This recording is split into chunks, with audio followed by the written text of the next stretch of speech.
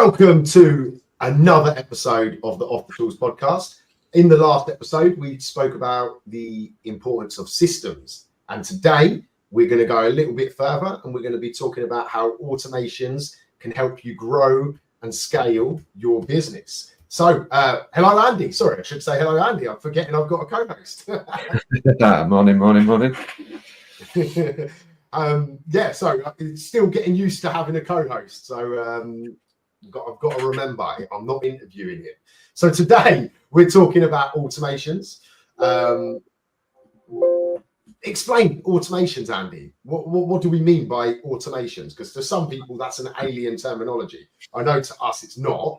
But for some people listening or watching, they're going to be like, automations. That's like what robots do. I would probably condense that to something that is set up once and then continues to run in the background to your advantage. So probably the most obvious one is a review collection system. So obviously last week we spoke about ServiceMate and Sales Iron. So to not get too deep into it, we stick to ServiceMate, for example. You can build in a singular automation where once each job is completed within the system itself, it will then request a review from the customer. That is done. I know a lot of guys probably do that manually. So I know a few lads who do that. They'll complete a job and then they'll send a text review request to a customer. Whereas when it's built into an automation, there's no need for you to do that. So I think that's the core of it, really, isn't it? Because you'll forget, you'll be tired. You want to, you're chucking your gear in the van and you just want to get home, that sort of thing. And then one of the big beauties with that, just that on that specific review note, is you can dial in the timing of when it's done, and it will do that consistently. So, for example, you can have it so it goes out at 7 p.m. The day after the job's completed, something like that. So that can allow you to scale your reviews exponentially, really. And we've touched on before about the more jobs you do, the more customers you get. You need to make sure that you get a review from every single one of your customers to scale. And automations are the obviously the easiest way to do it because you're not having to do anything. But also I would argue the fastest way to do it, because like we just said, you go miss one or two here and there. And an extra little sprinkling on that, some people probably don't ask the same customer for another review. The automations don't care about that, which is I see as a positive. So, for example, if you've got a customer where they've just got a little niggle, let's say you put a new boiler in, a few months ago, and they've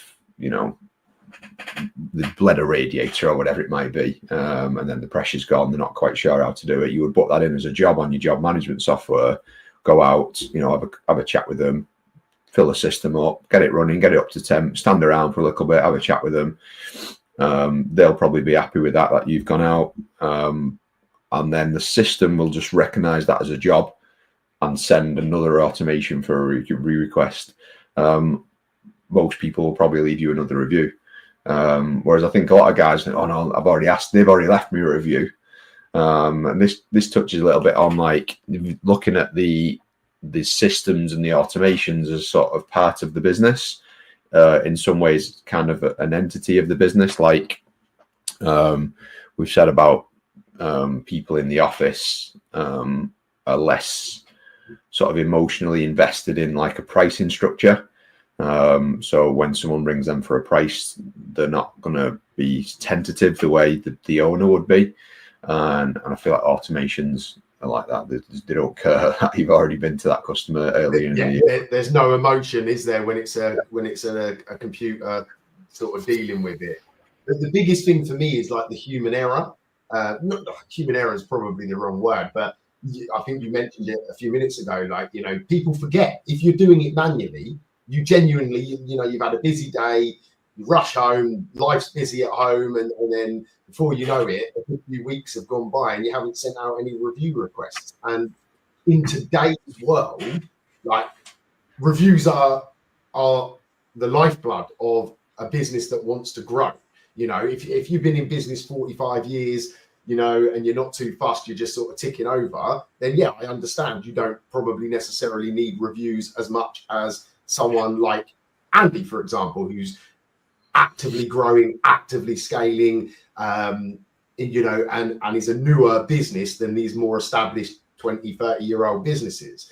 And once you build an automation, if you build it right, it should just run on autopilot. So that just not only gives some consistency to the business, so customers are experiencing a similar experience time in, time out, it just compounds. You know, like my review collection automation has been processed over 10,000 times. So you imagine, even if it took 10 seconds, right, to send that review request, if you did it manually, which it would take longer, you know, to find the message, send it, copy, paste, whatever. 10,000 plus times. I can't even do the maths. I don't know how many hours that would physically equate to, or how many days or months or whatever it would be. But, you know, it's ridiculous. And that's just one automation.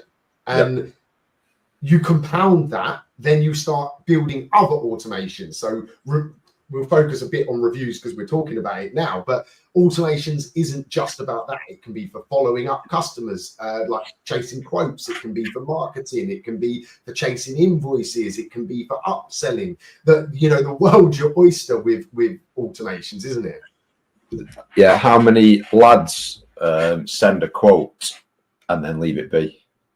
Yeah. Like, you know what I mean? Like, so we've talked about a software called Quotient that we're both really big fans of. And within that software itself, you can build an automation. So we have set to 48 hours within that software for when we send a quote for something a bit bigger. And if it's a smaller job, it'll be 24 hours.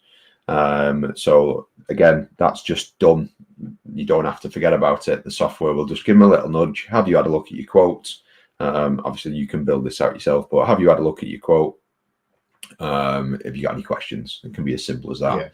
I dread to think how much work has been lost from lads who don't follow up, whether because they're too busy or the distracted. Some people see it following up on a quote. To me, is a no-brainer. You know, you're just being polite, just making sure that they've got it, asking if they've got any questions. But a lot of people that I've spoke to over the years say, "Oh, I don't follow up people. I'm not desperate. I'm not chasing these people for the work." What's your views on that mindset? I think I got a bit of this from you, to be fair, combined with my own mindset on it. And statistically, far less people moan about being pestered than do. Is that right way around? We don't get that many people who moan about pushing. Most of them are grateful that you followed up, or they appreciate, oh, I forgot about that. Oh, thanks, yeah. I was meant to give you a ring back today, but I forgot, whatever it might be. Most people who are looking for that work in this day and age prefer to be chased for it, because we're all busy, aren't we now? Even your customers are busy, even though they've requested the work. Your customers are busy and they get distracted and they forget about it. They go, oh shit, that quote, I was meant to look at that. So yeah, was it, you always say better to ask for forgiveness kind of thing on it. And if you don't chase up, someone else probably will. And it's not even like a prime example. Last week I took my son's car. It's got a clutch problem. Took it to a garage, had a look. They gave me a price, and I've just been busy. You know, that he's done a manual follow up. He's chased me up this morning manually, but it's reminded me. Oh, sugar, yeah, I need to get that booked in. So sometimes, in a lot of cases, It's not that the customer isn't ready to make a decision. It's just that life's just got in the way. They're just busy. Other things have happened. So giving them that nudge, and following them up just pushes it down the line. So obviously in that example, the guys had to write that message out to me this morning, right? Which is better than not following up at all, of course. But how much better would it be if that was on autopilot? So that after 3 days, 5 days, whatever it is, whatever time frame you want, it just sent out a nice little message, whether it's on email, whether it's on WhatsApp, whether it be a text message. You can even go further, and you can record voicemails and send voicemail drops out. And there's all fancy stuff you can do with technology and with building these automations. But it's just a no-brainer to me. It's like I couldn't imagine not just following up. And the same with the reviews. To circle back a little bit, some of the guys I've worked with over the years, they asked to turn the review collection off because they've had 1 or 2 customers moan about being asked for a review. And it blows my mind every time someone brings this up to me, because you can't make rash decisions by turning off like a system or an automation based on a handful of customers. If the majority are either ignoring it, because most people, if they don't want to leave you a review, they're just going to ignore it. If they don't want to follow, if they don't want to accept your quote, they're just going to ignore it. But if the odd few make a comment, you can't stop at every dog that barks at you, can you? Otherwise you'll never get anywhere. So what's your thoughts on that? Yeah, that's something I've spoke with my office manager about, because she's had a few people say that they get too many automations. But again, it's such a small amount of people. Like, we had one person say they didn't actually go with us because we sent too many automated messages. But that's one person from the thousands. The flip side of that is obviously it's harder to track the metrics, but how many people have we managed to secure the work for because we've stayed on point with it? You know what I mean? That's probably in the thousands. So it's like you say, whereas I think some of the sole trader lads with a slightly more delicate approach probably think, oh no, I've had a couple of bad responses from that, I want to turn that off.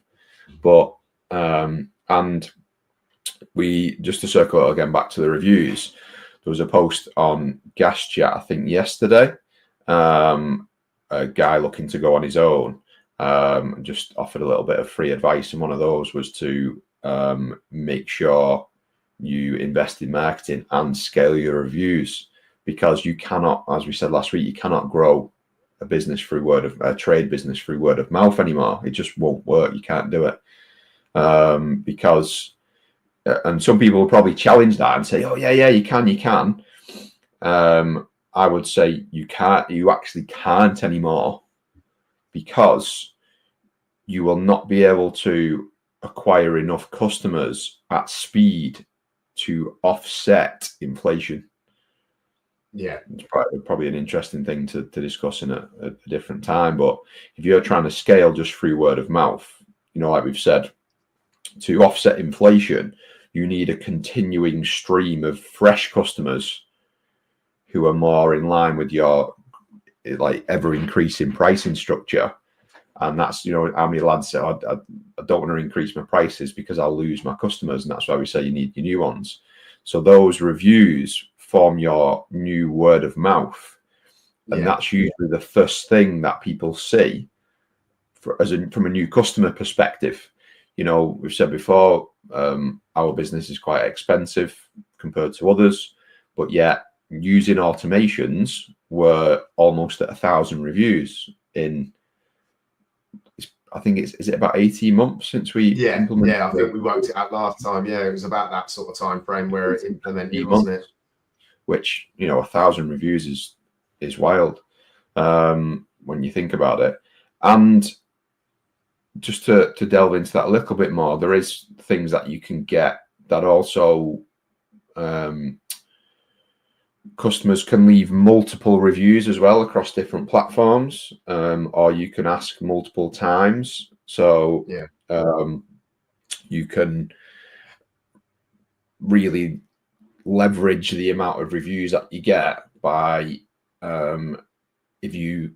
if somebody leaves a positive review, you could then have an automation set up so that they give those particular customers another little nudge to say, I really appreciate that last review, leaving us one. Would you mind leaving us another one on this one? So to give that a slightly better context, for those who don't know what Which Trusted Traders is like, it's quite a challenging platform to scale your reviews on. I believe they've made it a little bit easier, but it used to be very, very difficult because what they do is they vet the customer. So when someone leaves a review, which then reach out and make sure it's a genuine review. And obviously, there's a lot of talk about these like blag reviews you can get on Google and stuff like that, and then you can pay someone on the other side of the world an amount of money and they'll leave you some reviews.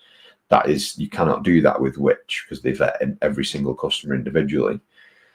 So with that is you need to really try and push a platform like that. So we have that in place where when someone's left a review on one of the other regular platforms, let's call it, then we reach out. We built an automation, didn't we? We reach out and say, I really appreciate that review. Could you leave one on Which as well? This is a special platform for whatever reason. But again, that was built out as a pure automation, so we haven't had to touch that. And that scaled exponentially just off the back of that automation that we built out. Yeah. And in today's world, you know, the word of mouth is, you know, I'm not demonizing word of mouth. Word of mouth will always have a place. But if you're serious about growing and doing better, then you've got to be on multiple platforms. You've got to be collecting reviews as regularly as possible.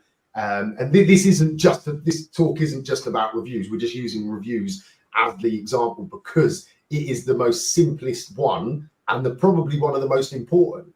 I'd say probably is the most important because without that collection of reviews, you're not building trust, which means that you can't raise your prices as easy. You can't. I'm going to challenge you on that. Actually, I'm going to say I actually don't think you can build a trade business from word of mouth anymore. Not if you're starting out. No.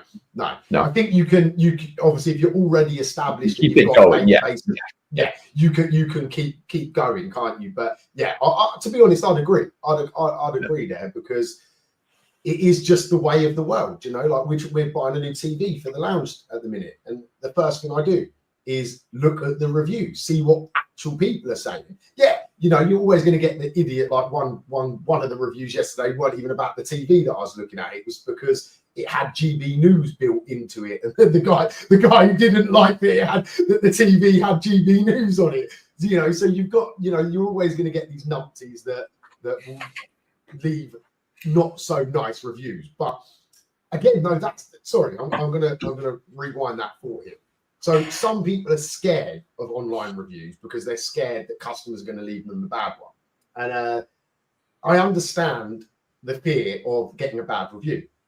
But the more reviews you get, the less you care because the less impact it has. If you've got 10 reviews on Google and some numpty puts on a review because you fix their boiler, but then 6 months later something else went wrong and they got the they didn't want to pay, blah blah blah. You know the story. Then it affects you because it's 11 out of 11 reviews, 9 only 10 are good, and it messes up with a star rating.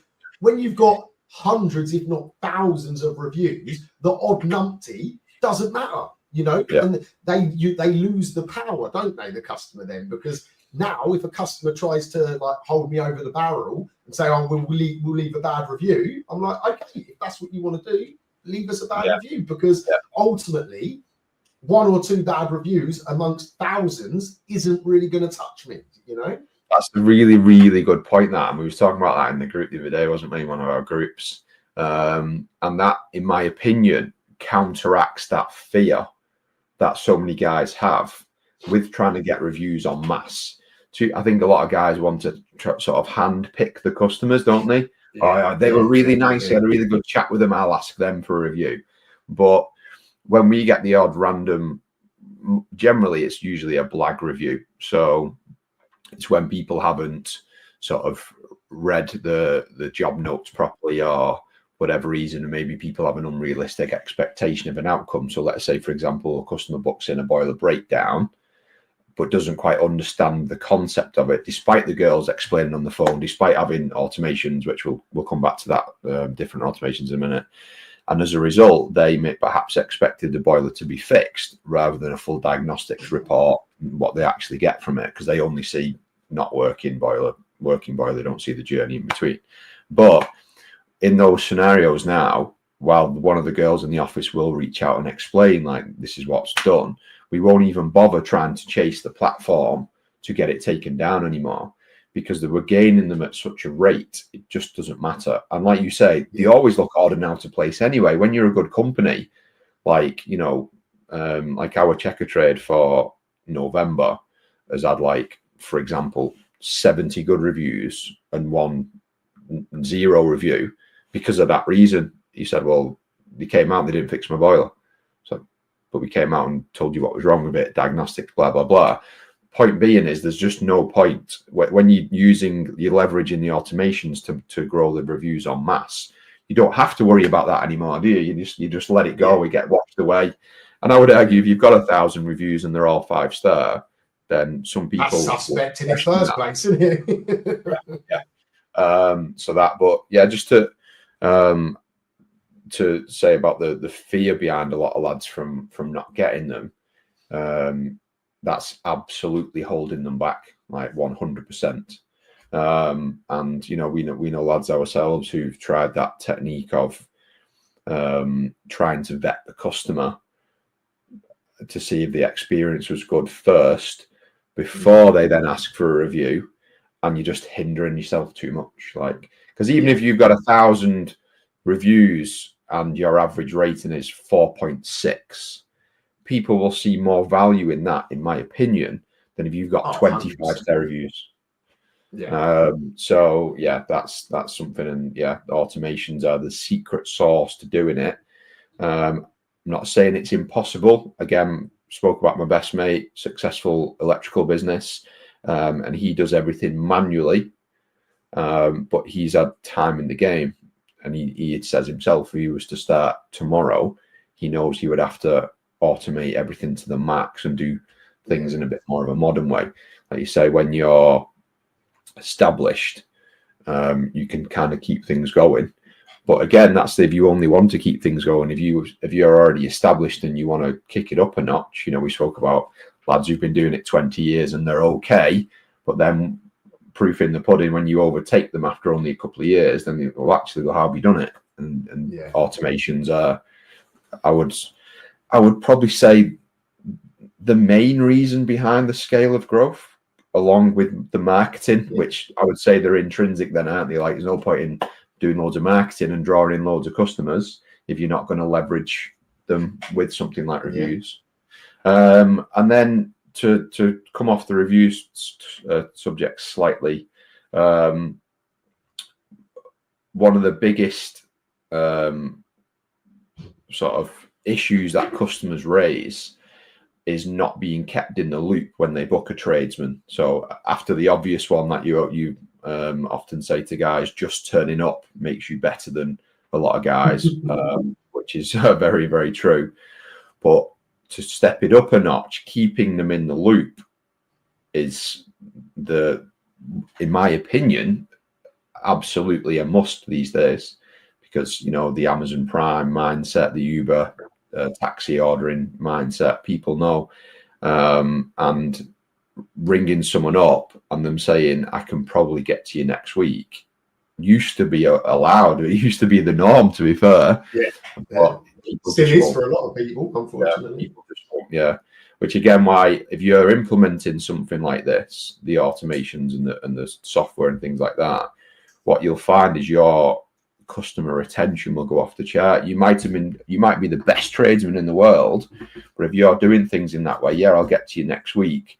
If that's not enough for someone and someone wants a bit more of a solid answer than that, and they ring through to a company that's using software and as a result automations, and they get that booking confirmation and the booking reminder, the chances are you've probably lost that customer.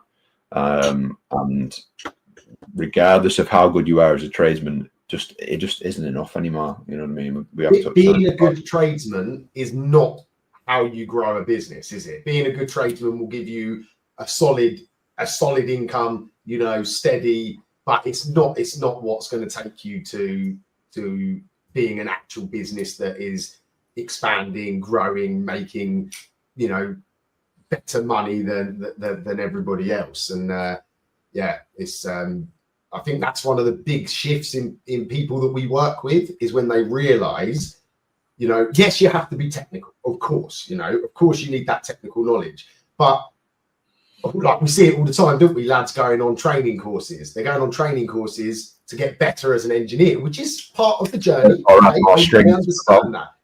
Yeah. But but what they don't do on maths is invest in training on how to be a better businessman, and invest in training on software and services and coaching and everything else. And ultimately, that is the difference, isn't it? That's the difference to growing a business or basically just building a job. I think as well, there's probably less really, really good tradesmen out there. And as a result, they would be the guys that would probably better going working for a company and holding a senior position in that company. Yeah. So, you know what I mean? You let's say you're a guy, maybe like mid-50s, and you've done this for a long, long time. That probably puts you in a worse position from the business perspective, because you'll have likely spent all that time becoming a shit hot tradesman. Can probably fix a boiler with your eyes shut, but you'll have come from a time where there wasn't the necessity for what we've just been talking about today, and you're probably better than 99.9% of the other lads in the game. Yeah. And that person in particular, in the right company, would probably be on the 50 grand a year. We'll have a position, we'll have a space for someone like that in the future, the 50 grand a year, 50 odd grand a year senior engineer kind of role, because the focus has been lasered on being that good engineer, and they'll be the guy that is going out fixing the boiler in 20 minutes because they're so fucking good, and then going out to give 20 minutes. And it's like that's, to extend what you're saying, becomes counterproductive, doesn't it? We've touched on this before. We're going off a little bit of a tangent, but that's what we do. We'll bring it back in a minute, don't worry. The better the tradesman you are, generally, statistically, the worse business owner you become. Admittedly, there's always variables, but you've only got so much learning capacity. And if you keep funneling that down, like you said, into becoming a better and better engineer, you're going to be less headspace and less time to focus on the back end side of things. We've said before, we're relatively average tradesmen, and as a result, that's allowed for that little bit of extra headspace. And if you're always the best engineer in the business, let's say you start taking on more guys, I would say that becomes a problem in itself. This is more of a tangent. This is one for another podcast, but because then you become that role we've just been chatting about.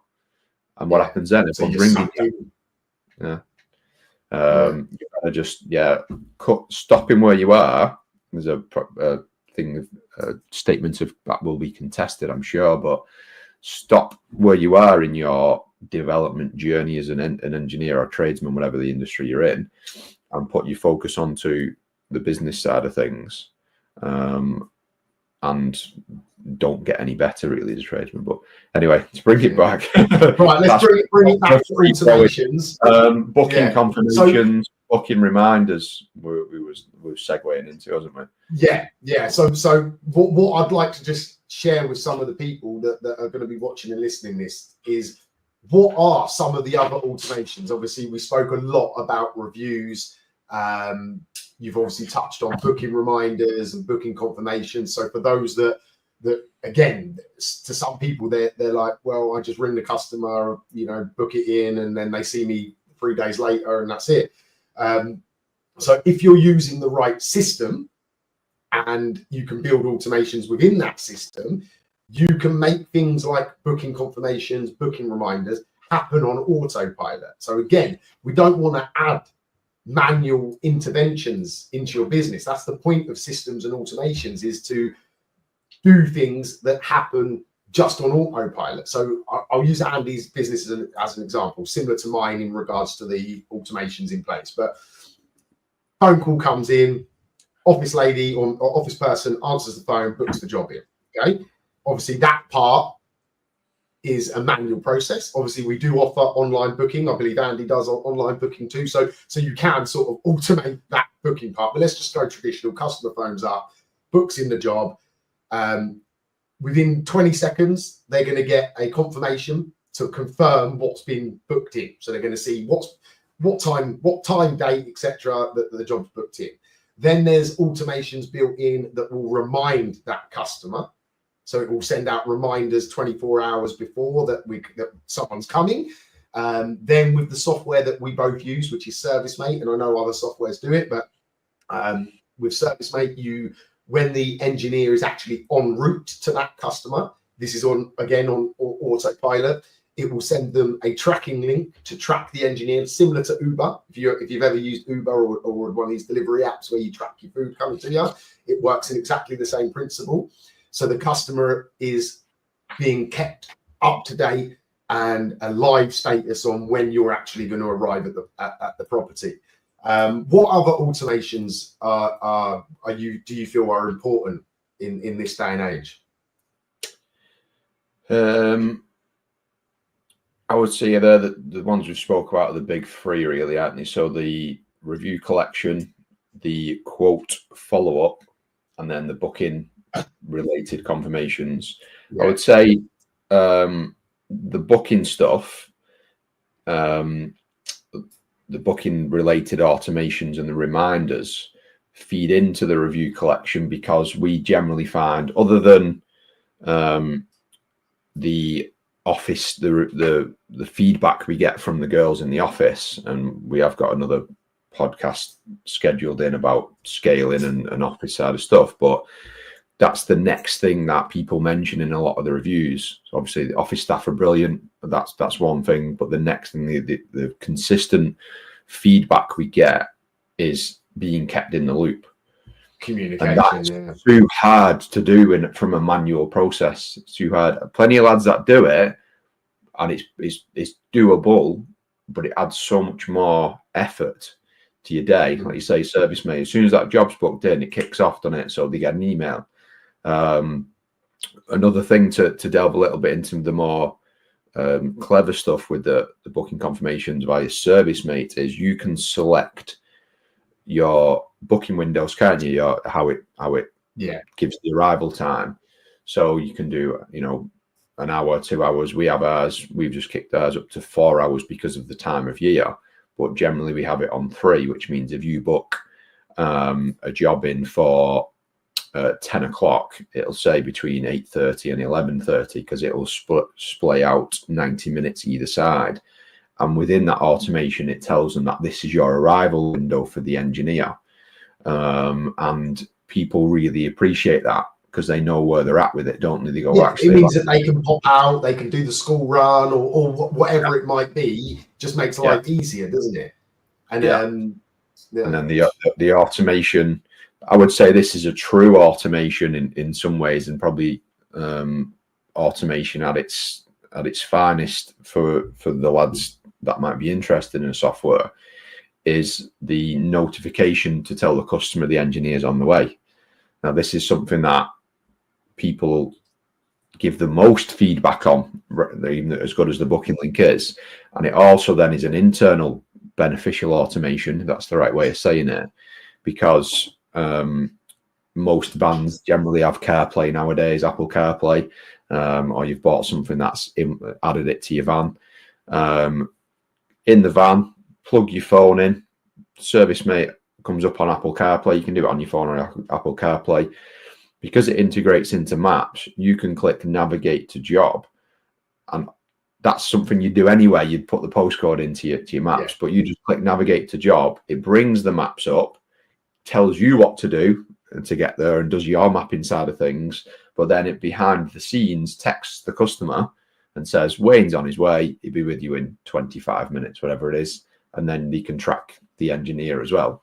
That to me is something that customers, even though it's a very basic thing, and like you say, customers are experiencing that with Amazon, with Uber, but they're not experiencing it with Dave the plumber down the road, and John the chippy that's coming around to do the doors or whatever, you know. And another note on these automations, right? And it all feeds into everything. So like people always ask me, what can I do to grow my business? And there's never one answer. Everything we're going to be discussing on this show and over time, you have to be doing it all. But one of the powerful things that automations do is they build rapport and trust. And when you build rapport and trust with people, you're going to win more work. You're going to be able to charge stronger because they have that level of trust and rapport with you. And on top of that, and this is going to be a whole different podcast, it's going to have to be because we wouldn't have the time to discuss it now.